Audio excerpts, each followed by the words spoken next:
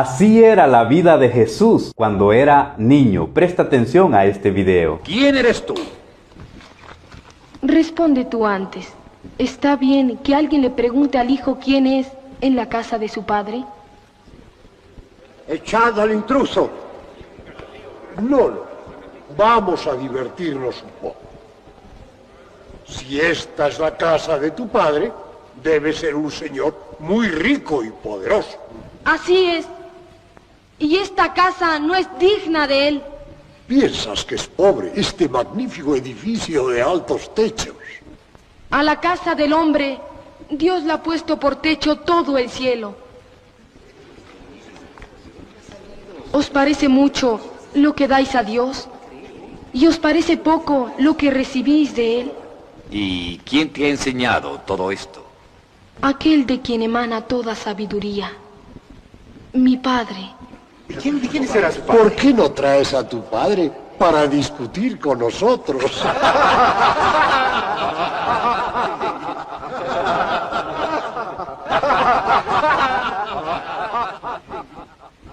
Si hablé mal, ¿por qué no me corregís?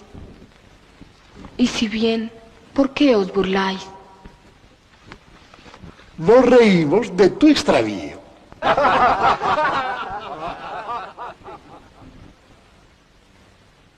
El generoso, si puede, pone al extraviado en el buen camino.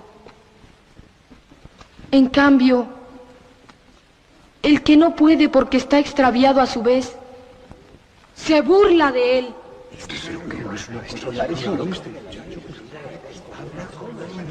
La burla es la careta de la incapacidad y de la impotencia. ¿Por qué nadie se burla del poderoso en su presencia? La burla es cruel porque es cobarde. No os burléis. Gracias te doy por tu alabanza. El que reconoce el mérito lo comparte. ¿Por qué hacer más pequeño el tuyo reconociéndolo en secreto? Lo que has dicho al oído de tu compañero en hebraico, pudiste decirlo en voz alta y en correcto arameo. Es mejor el habla llana si es clara que el lenguaje culto si es confuso. ¿Qué fue lo que dijiste? Le dijo, habla bien este niño. Eso mismo dije. ¿Cómo adivinaste? Porque no pudiste oírlo. ¿Dónde aprendiste, niño? Responded vosotros que sois sabios. ¿No es vuestra misión instruir al pueblo? Sí. Instruidme. Yo soy del pueblo. Con humildad os pido que me dejéis escuchar vuestras discusiones. Para aprender.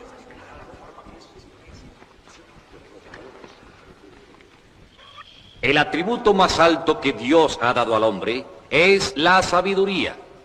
Y el hombre sabio es el prudente. Así, la suprema virtud es la prudencia. La suprema virtud es el valor. Nunca se ha dicho que el valor sea una virtud. ¿Qué es lo contrario de la virtud? El pecado, el vicio, ¿Y lo contrario del valor? la cobardía, el miedo. Pues ved que el vicio y la cobardía van siempre juntos. El cobarde miente, mas el valeroso dice verdad. El cobarde es hipócrita, el valeroso es sincero. El cobarde es adulador, el valeroso alaba, pero si es preciso, también censura. El cobarde no se conmueve por la injusticia, antes la comete.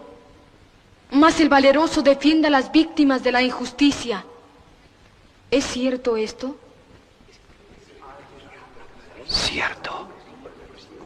Cierto. Decidme, ¿qué virtud existe sin la lucha, el esfuerzo, la paciencia, la resistencia al dolor y a la fatiga? Es decir, ¿qué virtud existe sin el valor?